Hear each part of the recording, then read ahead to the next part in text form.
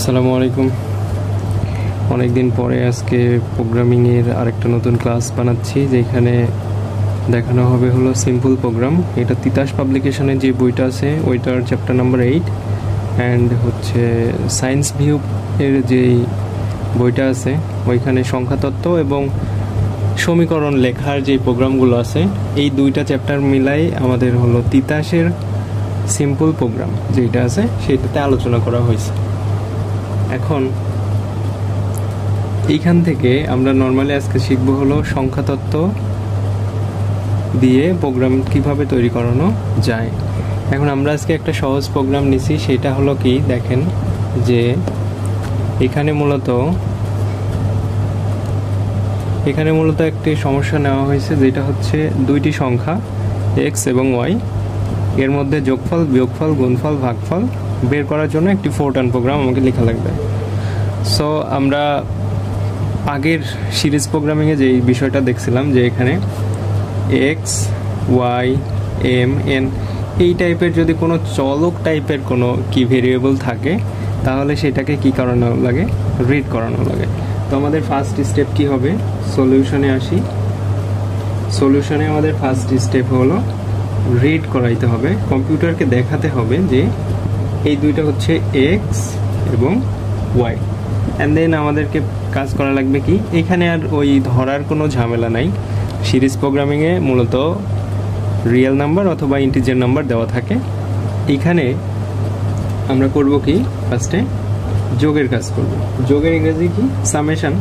তো ফোরটানে 6 ডিজিটের বেশি লেখা যায় না, এই কারণে আমরা লিখব কি শুধুমাত্র sum equal to x plus y. মাইনাসের ক্ষেত্রে বা বিয়োগের ক্ষেত্রে লেখা হয় হলো sub s u b equal to x minus y.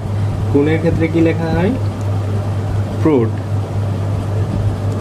গুণের ক্ষেত্রে লেখা হয় হলো প্রোড, তাহলে এক্স অ্যাস্টারিক ওয়াই।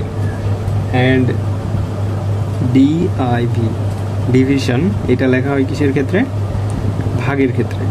তো এক্স স্ল্যাশ ওয়াই। ওকে, আমাদের কাজ মোটামুটি শেষ। এখন জাস্ট আমাদেরকে যেই কাজগুলো আমরা করলাম এইগুলোকে আমাদেরকে প্রিন্ট করানো লাগবে। তো প্রিন্ট করানোর ক্ষেত্রে print inverted comma print asterisk comma inverted comma sum equal to asterisk comma sum. বাকিগুলো এই একই নিয়মে কি হবে, এখন শুধুমাত্র প্রিন্ট করানো লাগবে। প্রিন্ট অ্যাস্টারিক কমা, এখানে কি লিখবো,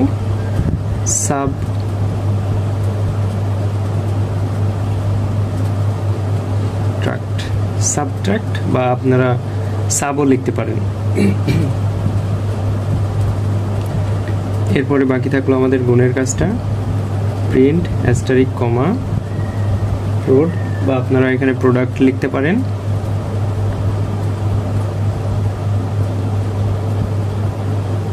প্রোড প্রিন্ট অ্যাস্টারিক কমা এখানে ইকুয়াল টু। এইবার কি করতে হবে, স্টপ। এইটা ফোরটার্ন প্রোগ্রামিং এর সবচাইতে যদি সহজ কোনো চ্যাপ্টার থাকে সেটা হলো এই সংখ্যাতত্ত্বের ম্যাথগুলো, খুবই ছোট ছোট এবং খুবই ইজি। তো পরবর্তী যেই প্রোগ্রামটা আমরা লিখব সেটা হলো একটি ফোরটার্ন প্রোগ্রাম লিখো যা 7 দ্বারা বিভাজ্য পূর্ণ সংখ্যা ব্যতীত 100 এর নিচের ধনাত্মক বিজোড় পূর্ণ সংখ্যা লিখবে। তাহলে আমরা যেই প্রোগ্রামটা লিখব সেটা হতে হবে কেমন, 7 দ্বারা বিভাজ্য পূর্ণ সংখ্যা ব্যতীত, 7 দ্বারা বিভাজ্য পূর্ণ সংখ্যা ব্যতীত মানে কি হবে না, নট ইকুয়াল টু 0। ঠিক আছে, 7 দ্বারা বিভাজ্য পূর্ণ সংখ্যা ব্যতীত 100 এর নিচের ধনাত্মক বিজোড় পূর্ণ সংখ্যা লিখবে। তো আমরা এইটা করার জন্য আমাদেরকে ইউজ করা লাগবে হলো কি, ডু লুপ ইউজ করা লাগবে। ঠিক আছে, তো এখানে আমরা কি করব, ডু কত, 100, আমরা এখানে লিখবো হলো 100 n ইকুয়াল টু 1 থেকে 99 2। এটা কেন লিখলাম? এইটা লেখার কারণ হলো যে এইখানে এই 100 এর নিচের ধনাত্মক বিজোড় পূর্ণ সংখ্যা, তাহলে ধনাত্মক বিজোড় পূর্ণ সংখ্যা কেমন ভাবে যাবে? 1 3 5 7 9, এভাবে কত দূর যাবে? 99। 100 এর নিচের বলছে না, তাহলে তো 100 আর হতে পারতেছে না, কি হতে হবে? 99 পর্যন্ত দিতে পারবে। তাহলে 1 এর পরে 3 গেছে, পার্থক্য কত? 2। এই কারণে আমরা এখানে কত লিখলাম? 2 লিখলাম। এরপরে আমাদের এখানে একটা কি করা লাগবে? ইফ স্টেটমেন্ট চালাইতে হবে। তো ইফ স্টেটমেন্ট চালাইতে গেলে কি লেখা যায়? মোড লিখতে হয়, মোড n, 7। এইটার মানে হলো এই যে সংখ্যাটা আপনি লিখছেন 199, ঠিক আছে, 1 3 5 7 99, এগুলো 7 দ্বারা বিভাজ্য হতে হবে কি না? তাহলে এখানে কি লিখতে হবে? নট ইকুয়াল টু, আর এইরকম সংক্ষিপ্ত রূপ লিখতে হলে দুই পাশে দুইটা ডট দিতে হয়। তাহলে not equal to 0, not equal to 0। এরপরে কি লিখবো? Print asterisk n। ওকে, এরপরে আমাদের যে ইন্ড স্টেটমেন্ট আমরা চালাইছিলাম সেইটাকে আমাদের কি করা লাগবে? বন্ধ করে দেওয়া লাগবে। এটা বন্ধ করা হলো। এবার আমি যে ডু লুপ চালাইছি এটাকে কি করা লাগবে? ইন্ড ডু, ইন্ডু দিয়ে দিলাম। এরপরে এটাকে স্টপ করাইতে হবে অ্যান্ড ইন্ড। খুবই সিম্পল, খুবই সহজ, এক কথা। এরপরে আমরা 11 নম্বর যে প্রবলেমটা আছে সেটা দেখব। তো 11 নম্বর প্রবলেমে আমাদেরকে বলা হয়েছে হলো যে একটি 4 টার্ন প্রোগ্রাম লিখো যা 100 অপেক্ষা ক্ষুদ্রতর ধনাত্মক পূর্ণ সংখ্যা। পূর্ণ সংখ্যা কয় ধরনের হয়? পূর্ণ সংখ্যা হলো 2 ধরনের হয়, নেগেটিভ পজিটিভ হতে পারে।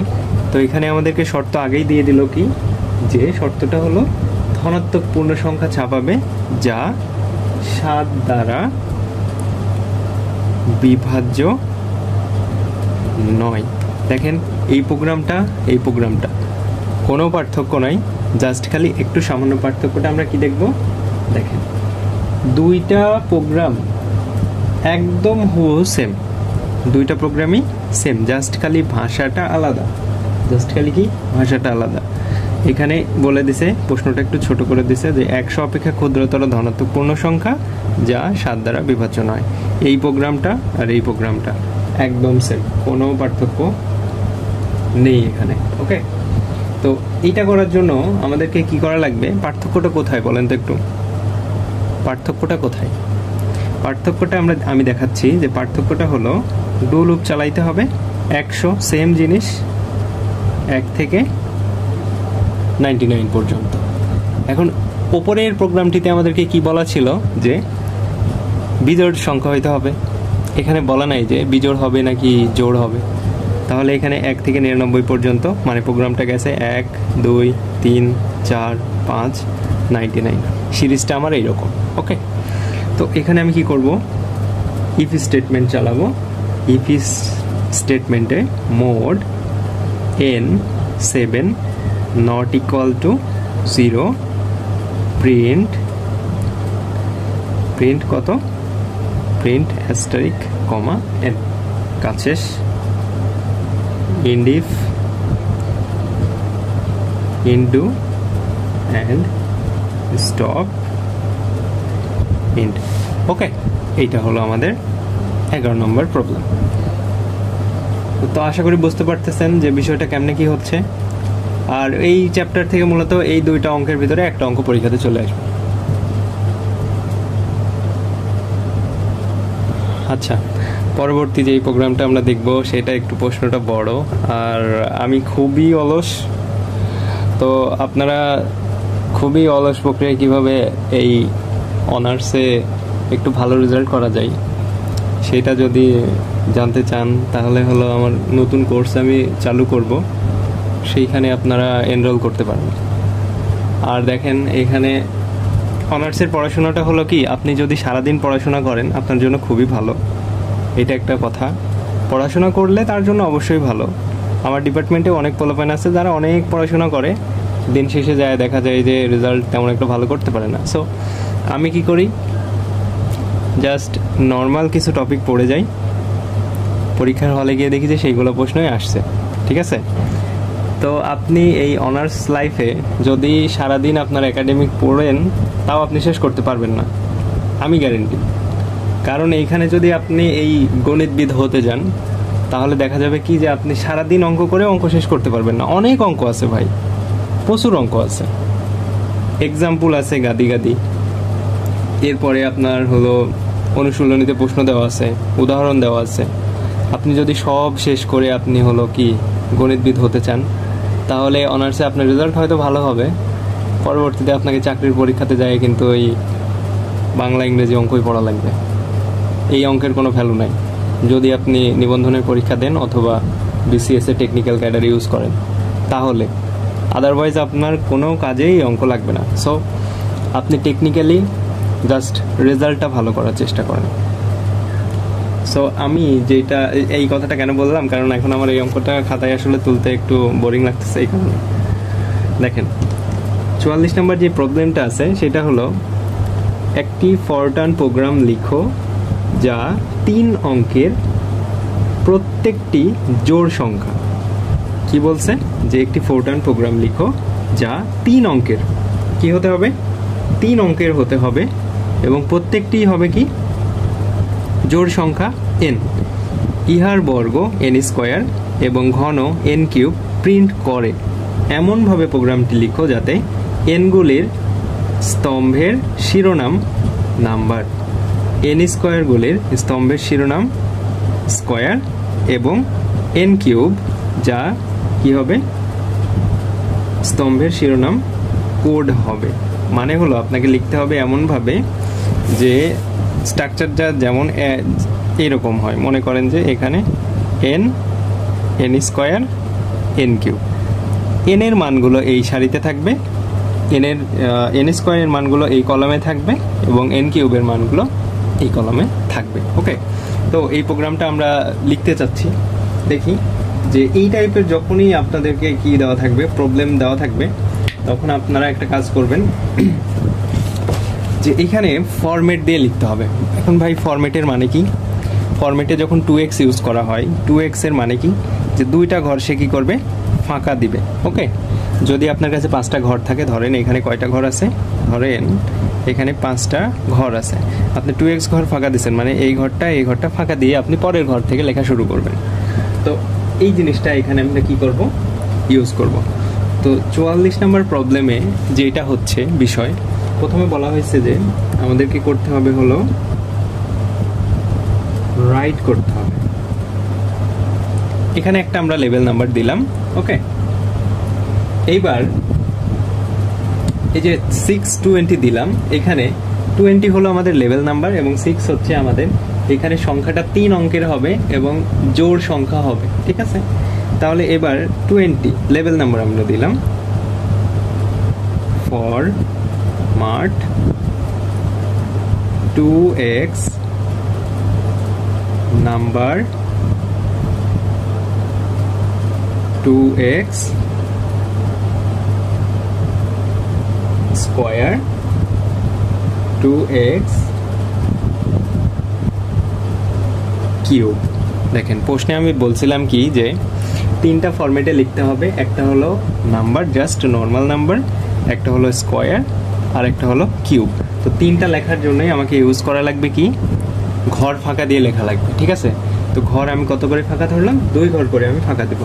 এবার আমি একটা ডু লুপ চালাবো, ডু লুপে আমি 200n ইকুয়াল টু 100 9992 এই কথাটা আমি কেন লিখতেছি।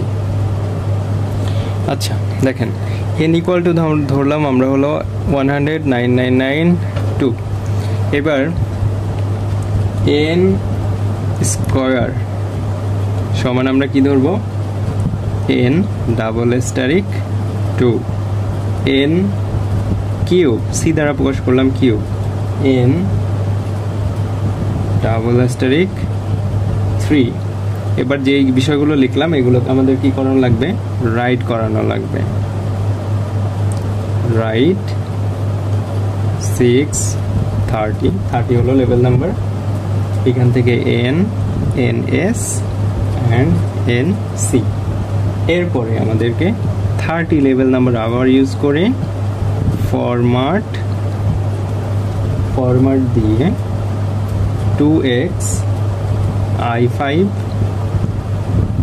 4x I6 2x I8 and then আমাদের এই যে আমরা ইউজ করছি হলো এখানে 200, ঠিক আছে।